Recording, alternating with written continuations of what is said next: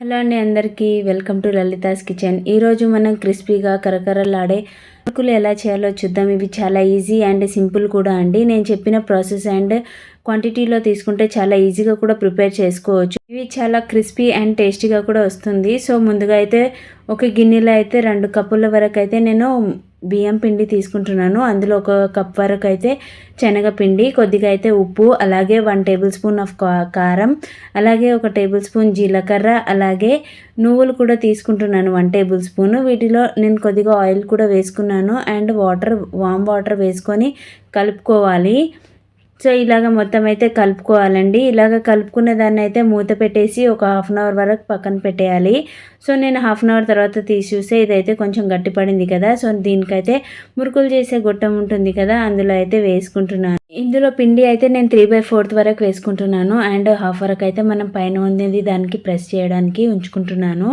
So ముందుగా అయితే ఒక ప్యాన్ పెట్టి అందులో అయితే ఆయిల్ వేసుకోవాలి. సో ముందుగా అయితే ఆయిల్ బాగా వేడయ్యాక మనం అయితే మురుకులు అయితే వేసుకుందాము. నేనైతే చిన్నగా అండ్ వేసుకుంటున్నాను. ఇలాగనే రౌండ్గా వేసుకోవాలండి. ఇంతే, చాలా టేస్టీగా అయితే వస్తుంది. స్టార్టింగ్లో అయితే కొంచెం రాదు కాబట్టి కొంచెం ట్రై చేయవచ్చు, ఏం కాదు. సో ఇలాగైతే వేడి అవ్వాలి. ఇలాగ కొద్దిగా గట్టి పడిన తర్వాతే మనం తిప్పుకోవాలి. మెత్తగా ఉన్నప్పుడు తిప్పుకుంటే మాత్రం విరిగిపోతూ ఉంటుంది మధ్యలో. సో ఇలాగ కొద్దిగా గట్టి పడినాక తిప్పుకుంటే మనకున్న షేప్లోనే అవి బాగా కనిపిస్తాయి కూడా. సో ఇలా కొద్దిగా గోల్డెన్ బ్రౌన్ అయితే రావాలి. సో ఇలా ఇదైతే అయిపోయింది. సో ఇలా గోల్డెన్ బ్రౌన్ రాగానే మనం ఇంకా పక్కన తీసేయడమేనండి. ఇంతేనండి, చాలా ఈజీ కూడా.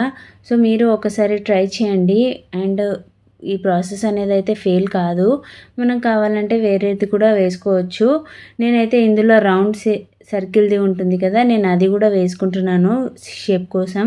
ముందుదైతే స్టార్ యూజ్ చేశాను కదా, ఇప్పుడైతే సర్కిల్ది యూజ్ చేస్తున్నాను. దీన్ని కూడా వేసుకోవాలి. ఇంతేనండి, ఇది గట్టిపడింది కదా, ఇంకా దీన్ని అయితే తిప్పేసుకుందాము. ఇది తిప్పుకునేటప్పుడు కొంచెం జాగ్రత్తగా అయితే తిప్పుకోవాలి, ఎందుకంటే విరిగిపోతుంది కాబట్టి. సో చాలా టేస్టీగా అయితే ప్రిపేర్ అవుతుందండి. మురుకులు అయితే లైట్ గోల్డెన్ బ్రౌన్ వచ్చింది అంటే ఇంకా మనం పక్కన తీసేయడమేనండి. ఎక్కువ గోల్డెన్ బ్రౌన్ వచ్చింది అంటే అది బయటకు వచ్చేసరికి బ్లాక్ కలర్ అయిపోతుంది, సో మాడిపోతుంది. ఇలాగైతే తీసేసేయాలి. ఇంకా అయిపోయింది ఇదైతే. ఇది చూసారు కదా, స్టార్ది అయితే చాలా క్రిస్పీగా కనిపిస్తుంది కూడా. నేను చెప్పిన క్వాంటిటీలో తీసుకుంటే చాలా టేస్టీగా కూడా అయితే వస్తుంది. ఇందులో కాస్త కారం తక్కువైనా కూడా మనం అడ్జస్ట్ చేసుకోవచ్చు. ఇదిగో చూసారు కదా, ఇది కూడా చాలా క్రిస్పీగా వచ్చింది. దీన్ని అయితే సైడ్లో పెట్టేద్దాము. ఇంకా నేనైతే మిక్చర్ కోసం అని పిండి కలుపుకుంటున్నాను. ఒక గిన్నెలో 2 కప్పుల వరకు శనగపిండి అయితే 1 కప్పు వరకు బియ్యం పిండి వేసుకుంటున్నాను. ఇందులోనే 1/2 కప్పు వరకు ఉప్పు వేసుకుంటున్నాను. అలాగే కొద్దిగా పసుపు అండ్ 1 టేబుల్ స్పూన్ వరకు కారము. ఇందులో అయితే వాము పౌడర్ చేసి వేసుకున్నాను, ఎందుకంటే మిక్చర్ సన్నగా ఉంటుంది కదా, వాము అయితే అడ్డంగా వస్తుంది. అలాగనే పౌడర్ చేసి వేసుకున్నాను. ఇందులో కొద్దిగా ఆయిల్ వేసి అలాగే వామ్ వాటర్తోని కలుపుకుంటున్నాను. చూసారు కదా, ఇలాగైతే కన్సిస్టెన్సీ ఉండాలి. నేను ఇంకా కలుపుకోవాలి ఇందులో అయితే. చూసారు కదా, ఇంకా గొట్టంలో అయితే వేసుకుందాము. సో ఇది కూడా 3/4 వరకు వేసుకుంటున్నాను. పైన ప్రెస్ చేసేది ఉంటుంది కదా గొట్టంది, అదైతే నేను ఫస్ట్ వాటర్లో అయితే డిప్ చేసుకుంటున్నాను. ఇలా డిప్ చేసుకుంటే మనకు ప్రెస్ చేయడానికి చాలా ఈజీగా ఉంటుంది అండ్ అది పిండి అనేది తగలకుండా ఉంటుంది. సో చూసారు కదా, ఇలాగే ఇంకా ఆయిల్ అయితే వేడైంది కదా, నేను ఇందులో అయితే వేసుకుంటున్నాను. ఇలాగైతే వేసుకోవాలండి రౌండ్గా. మనం ఏ షేప్లో వేసుకున్నా పెద్ద ప్రాబ్లం ఏముండదు, ఎందుకంటే ఇవి మెత్తగానే ఫ్రై అయిపోతుంది. సన్నగా ఉంటుంది కదా మిక్చర్, అలాగని కూడా వేడవుతుంది కాబట్టి కొంచెం జాగ్రత్తగా చేసుకోవాలి, చూస్తూ ఉండాలండి. ఇది కూడా కొద్దిగా గట్టి పడిన తర్వాతే మనం తిప్పుకోవడానికి వస్తుంది.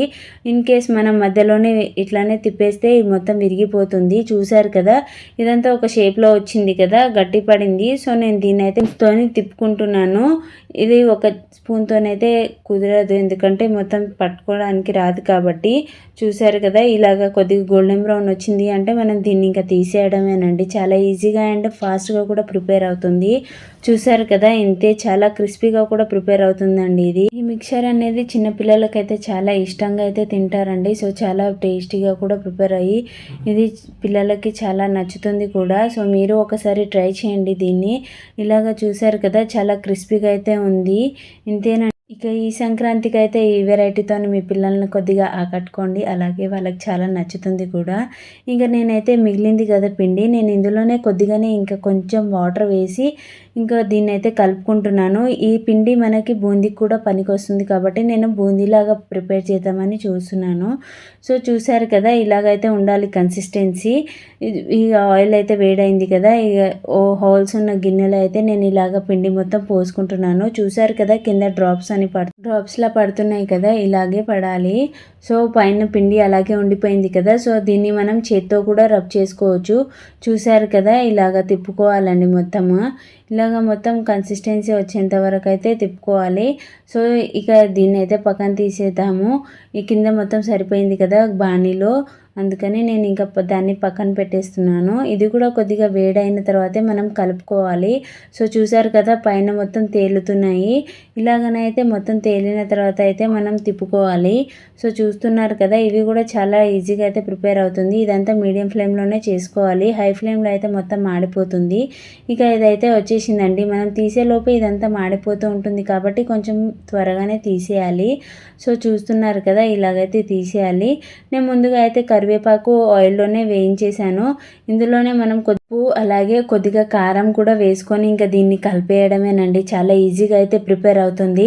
మనం ఒకటే మోడల్లా కాకుండా వేరే వేరేలాగా కూడా ట్రై చేయవచ్చు. సేమ్ పిండి సేమ్ క్వాంటిటీ అండి, అంతే. చాలా ఈజీగా ప్రిపేర్ అవుతుంది. మీకు కనుక ఈ వీడియో నచ్చితే సబ్స్క్రైబ్ చేయండి, లైక్ చేయడం మర్చిపోకండి. Thank you for watching.